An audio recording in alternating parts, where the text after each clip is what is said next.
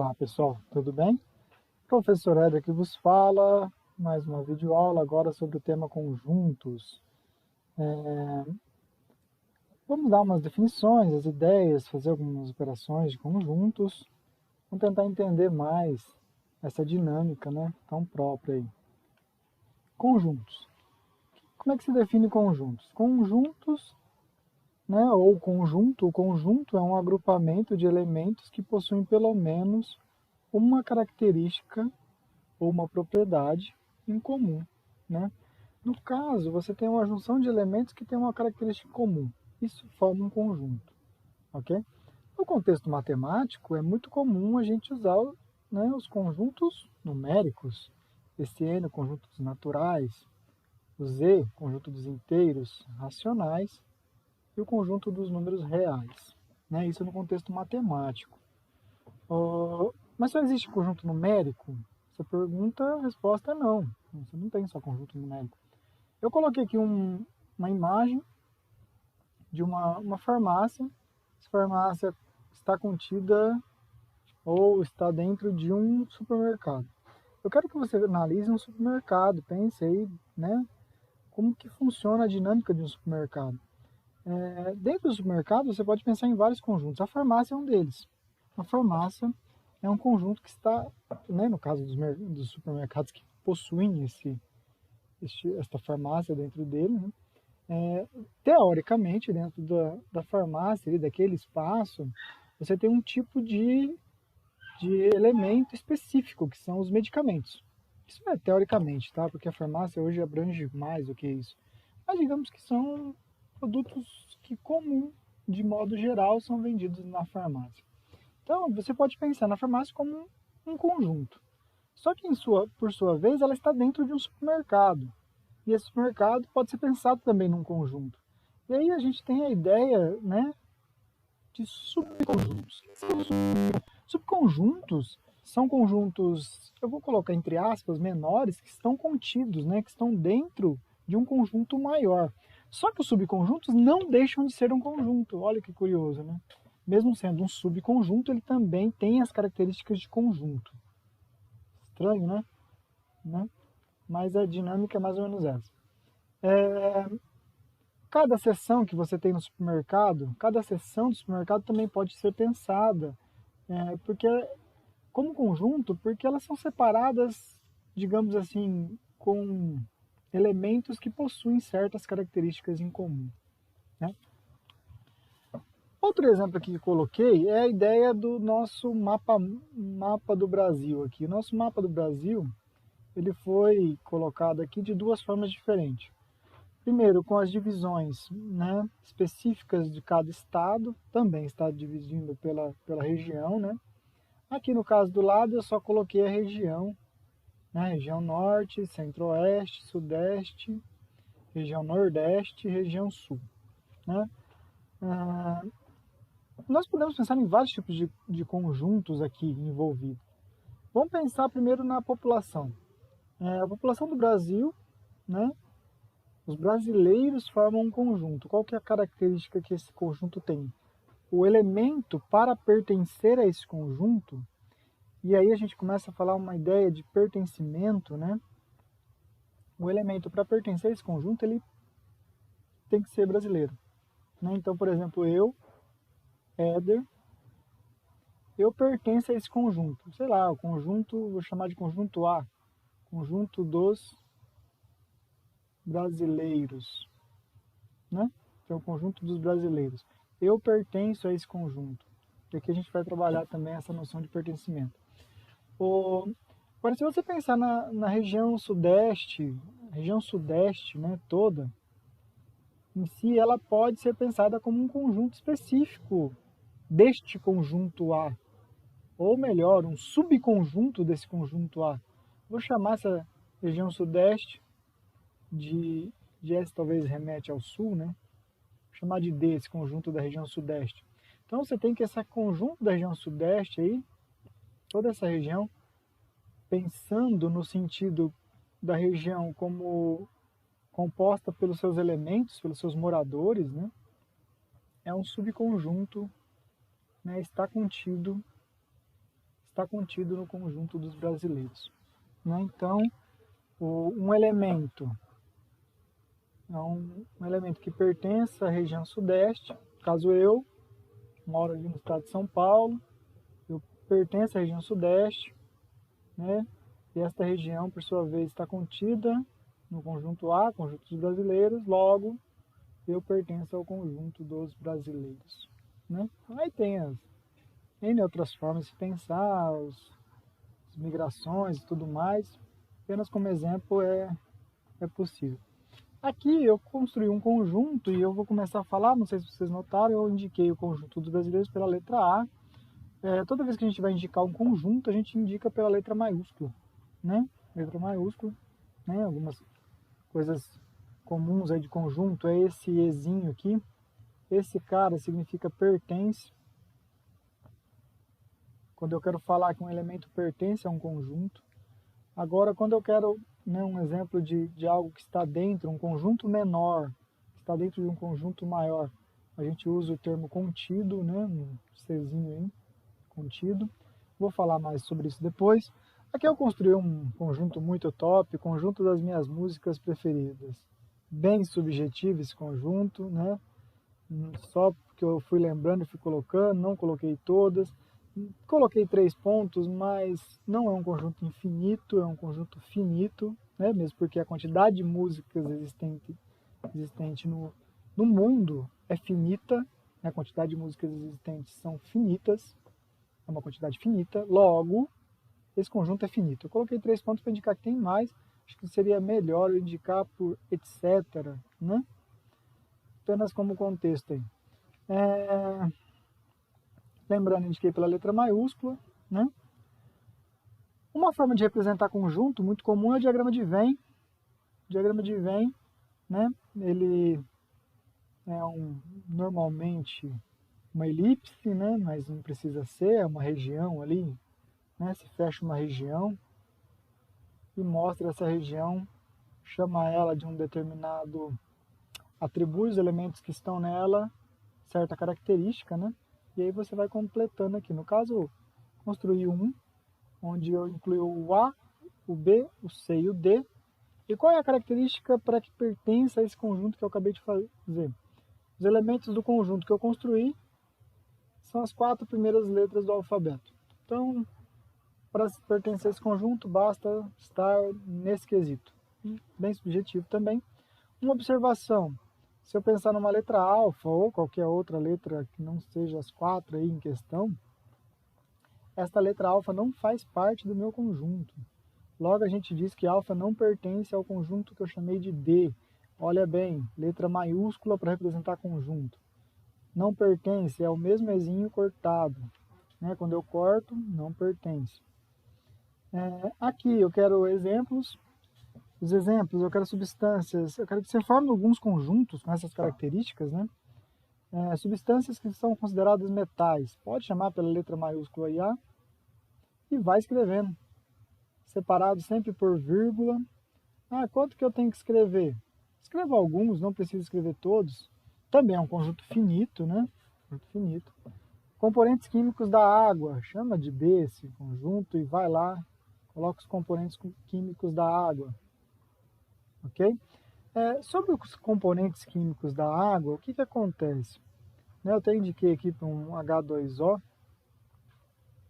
Nos conjuntos, quando você tem um conjunto e você tem elementos que se repetem, por exemplo, vamos pensar no conjunto numérico, que é o mais simples de se pensar. Conjunto 1, 1, 2, 2, 3, 3. Esse conjunto aqui, pessoal, não precisa, na verdade não precisa não é possível colocar os elementos repetidos dessa forma. O conjunto é formado pelo 1, 2, 3, né? Mesmo que o 1 apareça várias vezes, né? O 1 aparecendo várias vezes, ele é o 1, pertence ao conjunto, né? Não importa a quantidade de vezes que ele aparece, né? Então esse aqui teoricamente está de modo equivocado. Correto é cada elemento colocado uma única vez dentro do conjunto. Grandezas que são estudadas na física, seres humanos com reconhecimento mundial na luta dos direitos humanos. Pesquisem um pouco aí. Direitos que a Constituição brasileira garante a todos os cidadãos. Muito importante. Faça esse conjunto G com carinho. Vá lá e pesquise cada direito que a Constituição brasileira permite, né, ou nos garante, melhor dizendo. Ok? Grandezas da física é uma parte um pouco melhor para nós. Esse conjunto E, uma grandeza muito clássica na física, por exemplo, o tempo. Lembrando, grandeza é tudo aquilo que se pode calcular, medir, né, dimensionar. Tempo é uma grandeza física. Um conjunto muito sutil, muito complicado de se pensar sobre ele, é o conjunto universo. É o maior conjunto que contém todos os elementos com determinada propriedade. Toma cuidado com esse conjunto. O conjunto universo, pessoal, ele é tomado normalmente de acordo com a conveniência de cada situação, né? Por exemplo, um conjunto constituído pelos todos os seres humanos da Terra. Isso é um conjunto, digamos que esse é o nosso conjunto universo, né? Esse é o maior conjunto possível, né? O que acontece é que eu posso também pegar um conjunto e dizer que ele é o meu universo, pensar os seres humanos que residem no Brasil, por exemplo. Aí eu mudo o conjunto universo. Então isso é muito relativo, de acordo com a nossa situação. Vale a pena pensar nessa mudança aí. Aqui eu indiquei pela letra T, os seres humanos, né, que vivem na Terra. Letra B, o conjunto dos seres humanos brasileiros. B é um subconjunto do T, né, como eu havia dito. É um conjunto menor, não deixa de ter as propriedades de conjunto, não deixa de ser conjunto, mas é um subconjunto do T aí, que eu chamei de T. Contido, né, o Czinho. Passamos para o próximo, conjunto vazio. Conjunto vazio é um conjunto que não tem elementos, né? Parece até estranho, né, pensar em conjunto vazio, mas é um conjunto que tem uma atuação interessante nessa parte. Conjunto unitário. Conjunto unitário é um conjunto formado por um único elemento. São conjuntos formados por um único elemento.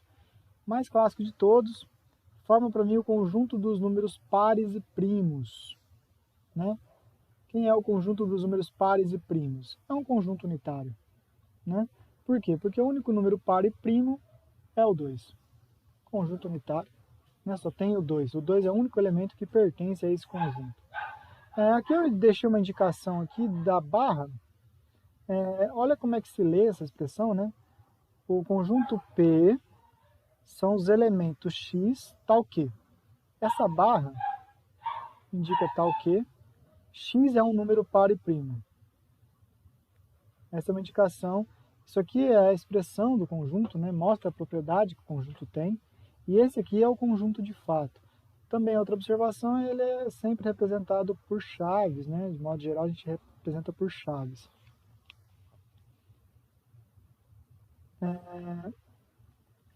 Peço aqui alguns conjuntos unitários, eu quero que vocês façam conjuntos unitários. Pode chamar de A aí. Capital da Argentina, pessoal, a cidade é única, né? Só tem uma capital, Argentina. Logo, esse cara é um conjunto unitário. Maior floresta do planeta. Aqui tem alguns problemas. Pensar na maior floresta tropical, né? Claro que pode mudar ao longo dos anos, ou pode ter tido outras antes. Mas vamos pensar atualmente, pesquise qual é a maior floresta tropical do planeta. E aí nós vamos para a ideia de contido, né? A ideia de contido ou contém, dados dois conjuntos, A e B. Como a gente diz que o A está contido em B? O A está contido em B se todo elemento de A, este elemento também está em B. Como é que representa isso graficamente pelos diagramas de Venn ali? Assim. Então, por exemplo, digamos que eu tenho aqui dentro do A o elemento Azinho. Esse Azinho pertence a A. Mas todo o conjunto A está dentro do B. Então, isso aqui tem que o Azinho também pertence a B. Claro que aqui está visual, mas se você provar que para qualquer... Aqui é uma expressãozinha matemática bem complicada. Qualquer é um azinho de ponta cabeça aqui, vou escrever qualquer. Se você provar para qualquer elemento de A, este elemento também está em B, então a expressão, né, significa que o A, isso aqui significa que o A está contido em B. O A está dentro do B, ok? Graficamente, né, representado por diagrama de Venn, está aqui. Agora, se você quiser falar que o A não está contido em B, simples. Se você quer falar que o A não está contido em B, né, olha como é que é o não contido, não estar contido, ser cortado, basta achar um elemento, né, de A, que não esteja em B. Ponto. Achou um elemento de A que não esteja em B, resolveu. Já está fora. Aí no caso você tem situações assim, né? Você pode ter o A e o B totalmente separado, né? Nenhum elemento de A está dentro de B.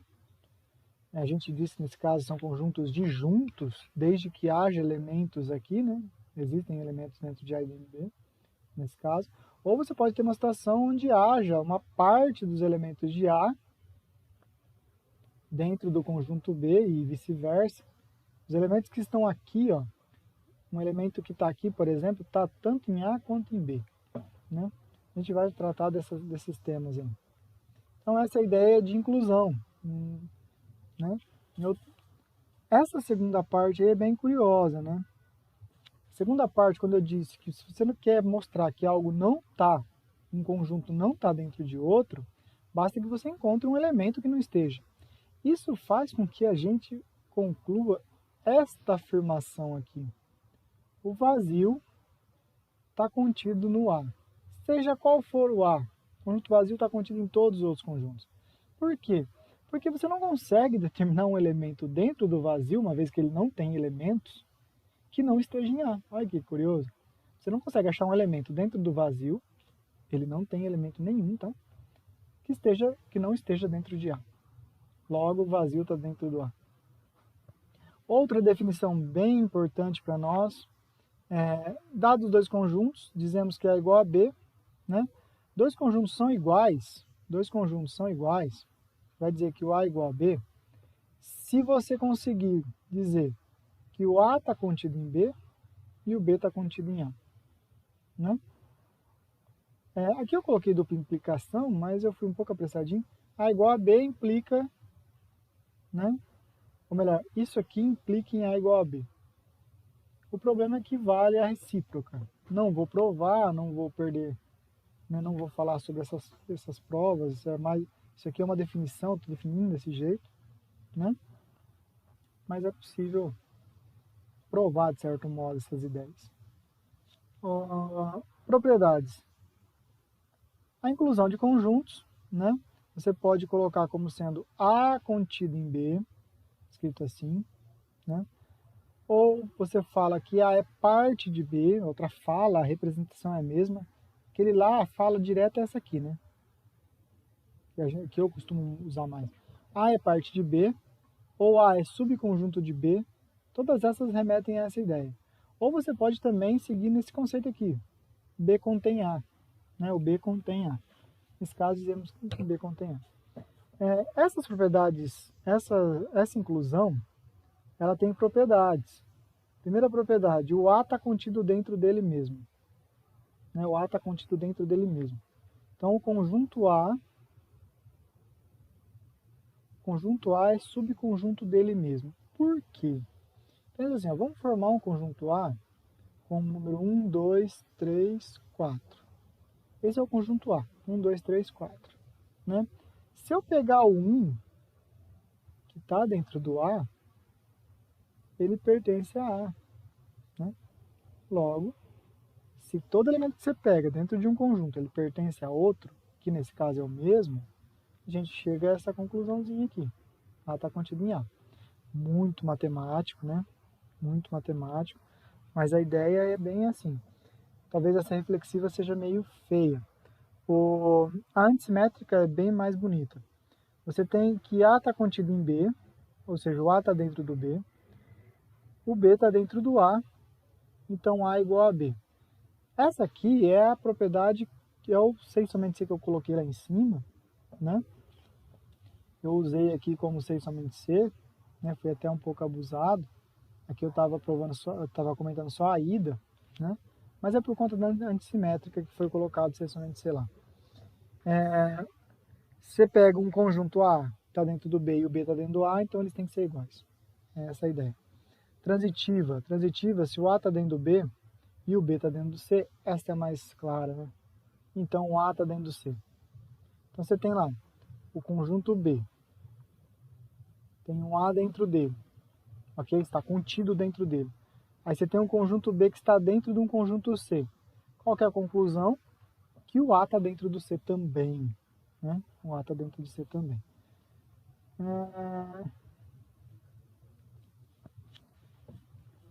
Dados dois conjuntos, dizemos que A é subconjunto próprio, aí vem a ideia de subconjunto próprio. O que é subconjunto próprio? Subconjunto próprio é quando o A está contido em B, mas esse A não é todo B e nem é o vazio. Né? Então, quando o A está dentro do B, no qual esse A não é todo B, nem o conjunto vazio, ele é chamado de subconjunto próprio. Né? Outra parte muito interessante do conjunto é pensar na ideia de conjunto das partes.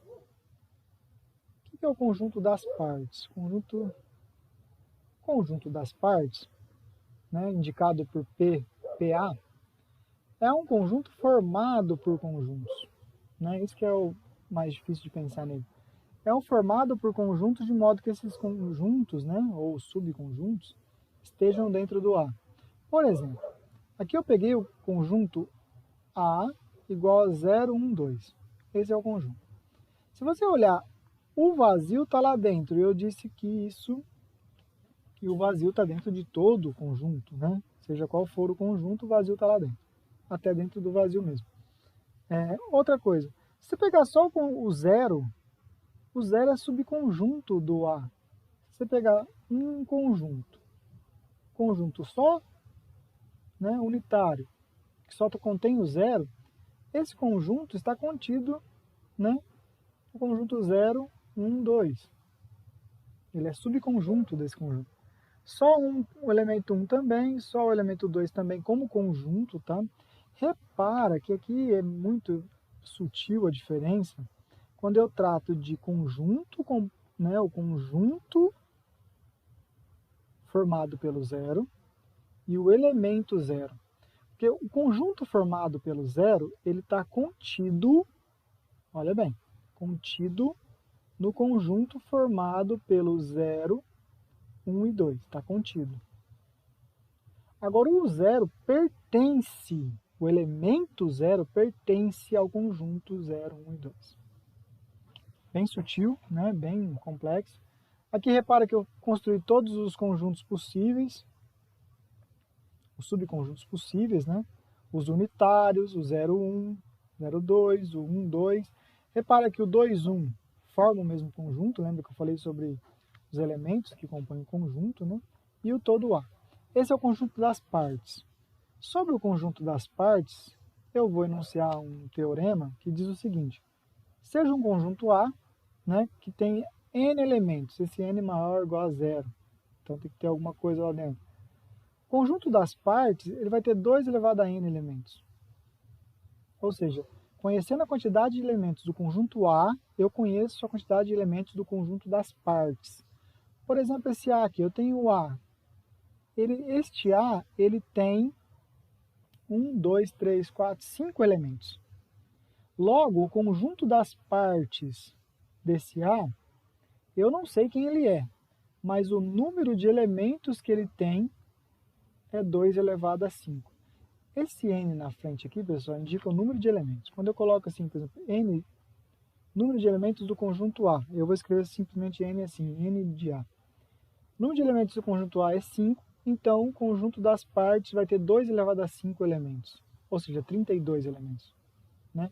Esta definição aparece aqui, se você olhar, eu tinha um conjunto com 3 elementos, então o conjunto das partes o conjunto das partes tem que ter 2 elevado a 3 elementos, ou seja, 8 elementos. Isso acontece porque, ó, 1, 2, 3, 4, 5, 6, 7, 8. Tem 8 elementos dentro desse conjunto das partes. Agora, operações. No conjunto, nessa parte de conjuntos, a gente vai definir, né, basicamente 3 operações. 4, digamos assim. União, né, interseção, diferença e o complementar. Eu falei 4 porque o complementar é uma parte aí da diferença, é bem ligado essas duas coisas. União de conjunto. O que é união de conjunto? O que é união? O que é unir conjuntos? Lembra que eu falei que o conjunto tem que ter uma certa propriedade, né, uma característica?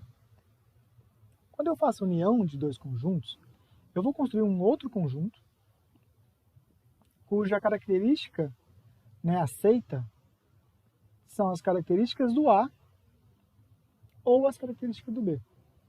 Você tem pode pertencer ao conjunto qualquer elemento que possua a característica do A ou a característica do B. Né? Lembrando que o conjunto A tem a sua característica, o conjunto B tem a sua característica, pode ter mais de uma, tá? Cada um tem a sua. Quando eu faço a união deles, todo elemento que tenha uma ou outra está valendo, eu posso usar. Olha como é que se escreve A união B. Isso aqui está escrito A união B. A união B representa essa letra U, né? Letra U aí. E ele significa A ou B. Na prática, ele significa A ou B. É isso que ele significa. Olha como é que representa isso matematicamente. São elementos, são X elementos, tal que. Olha o tal que aqui.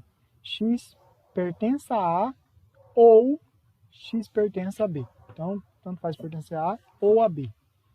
Por exemplo, eu tenho 2 conjuntos aqui, ó, A e B. Quando eu faço A união B, eu vou achurar, né, todos os elementos dos 2 conjuntos. Mesmo eles sendo separados, o novo conjunto formado será, né, a união dos 2. Se for junto, quando eu faço a união também, eu vou achurar todas essas partes. Quando eu venho aqui pegar um elemento daqui, ó, esse elemento Bzinho aqui, esse Bzinho pertence à união B. Por que ele pertence à união B? Porque ele pertence a B. Ele pertence a B. Se ele pertence a B, se ele pertence ao B, então ele pertence à união, né? Beleza? Agora, se eu pego um elemento aqui, ó, o elemento alfa, né, nesse meio aí, esse alfa pertence a A, também pertence a B. Se ele pertence a A e pertence a B, ele pertence à união. Pertence à união, porque eu disse que é ou, né? Ou característica do A ou característica do B, né? Não disse somente uma característica. E aqui no caso, quando eu tenho inclusão, né? Quando eu tenho nessa situação aqui, quando eu estou com o A dentro do B, quando o A está contido em B, quando eu faço A união B, pessoal, isso vai gerar somente o conjunto B, né? A união vai gerar o B. Se você olhar bem aqui, a união gera só o B. Os elementos do B serão os considerados na união, né? Porque o A está dentro D. Essa observação está escrita aqui. Próxima operação. Interseção. Sejam 2 conjuntos A e B, né? A interseção é notada pelo U, né? Virado para baixo, o U de ponta cabeça, aí no caso. E aí, o que é interseção? Interseção é A e B. Aqui já é um pouco mais restritivo. Por quê? Porque para pertencer à interseção, o elemento precisa ter as propriedades do A e também do B, né? Ter a propriedade dos 2 caras envolvidos aí. Então você tem A interseção B, o elemento x pertence a essa interseção se o x pertencer a A e o x pertencer a B, simultaneamente. Olha esses dois primeiros diagramas aqui. Quem é a interseção, né? Qual é a região de interseção? Qual o elemento que está simultaneamente no A e no B aqui? Nenhum, porque eles são disjuntos, são separados, né? Disjunto seria um pouco forte dizer, mas vamos pensar que tem elementos dentro dele.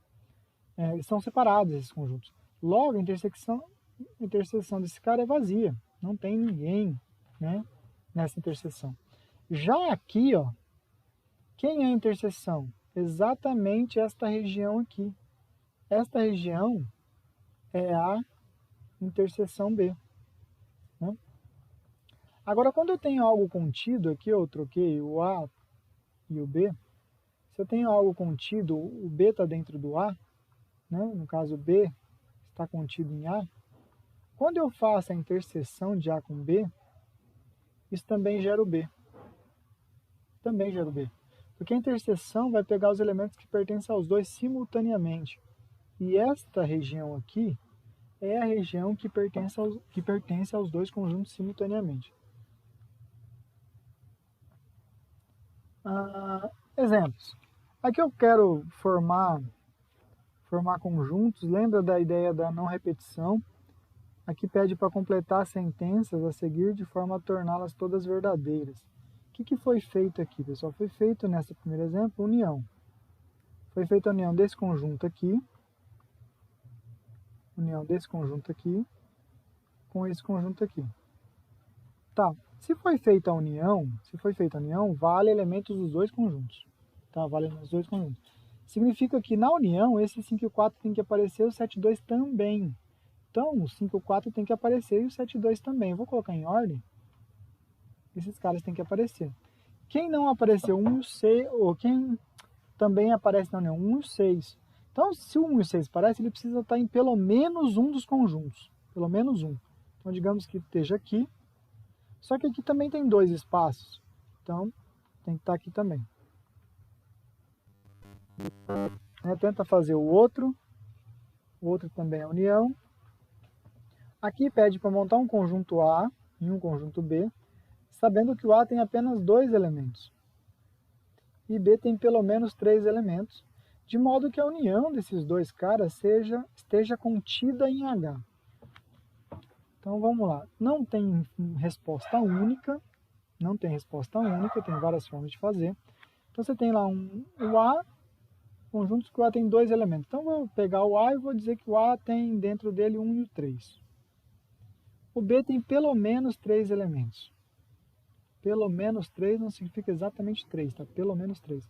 Então eu posso dizer que o B é o 4, o 8 e o 16. Né?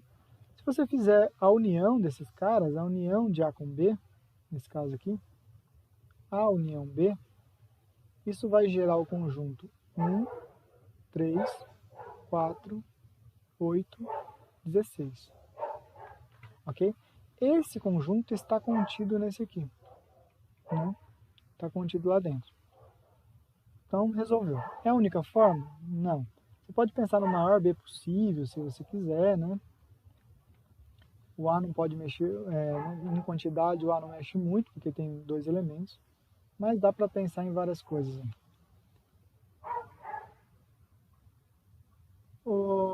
Só para fechar essa ideia da primeira parte dos conjuntos, vamos pensar na ideia do conectivo OU, né? E no conectivo E, que são aplicados ali. O OU associado à união, né? O E associado à interseção. E vamos pensar um pouquinho de lógica, ver se a lógica nos ajuda aí. No contexto normal, né, o OU que a gente usa no contexto normal, ele não é o mesmo OU da matemática, porque ele é, digamos, restritivo. Eu digo assim, vamos fazer algo juntos? Aí uma pessoa responde, não, ou faz eu ou você. Significa que aquela determinada coisa, uma das pessoas somente vai fazer. Né? Então, uma das pessoas vai cumprir isso. No caso do conjunto, não. Conjunto, eu disse que a união, ela aceita a propriedade dos dois, né? Ou um ou outro. Todo elemento que tenha a propriedade do A, né? Ou a propriedade do B. Então, tá valendo as duas, ok? Diferente do E, por exemplo, no nosso dia a dia, o E, vamos sair eu e você. Quando eu falo vamos sair eu e você, vamos nós dois. No caso aqui, não. Na interseção, eu tenho que garantir, né, que o elemento contenha obrigatoriamente as duas condições para pertencer à interseção. Então, de certo modo, ele é mais restritivo, né? Então, na linguagem matemática, o ou agrega, né? E o e restringe. Olha que estranho. Vamos pensar nessa pergunta aqui. Ó. Um rapaz em estado grave, né, no leito do hospital, olha para o seu amigo matemático e pergunta: amigo, vou viver ou vou morrer? Eis que o amigo responde: sim. O que você acha dessa resposta? Baita amigo insensível esse? Esse amigo é tão insensível, né, a ponto de responder isso? Não, porque ele respondeu logicamente. Vamos formar dois conjuntos. Conjunto A, conjunto dos que vivem. Conjunto B, conjunto dos que morrem. Quando eu falo A ou B, eu estou falando a união dos dois. Então, uma das duas vai acontecer. Ou A ou B. Logo, a resposta sim é coerente. Vou viver ou vou morrer? Sim. Ou vai viver ou vai morrer. Né? Isso pensando, claro, pessoal, no contexto matemático, tá? Essas ideias são associadas à lógica, né? O E também tem a sua restrição, por exemplo, ó, vamos pensar nas pessoas, o conjunto A é um conjunto das pessoas que vivem em São Paulo, né? A, pessoas que vivem em São Paulo. B, conjunto menores de 12 anos. B, menores de 12 anos. Quando eu falo A interseção B, o que eu quero? Eu vou restringir para os paulistas menores de 12 anos.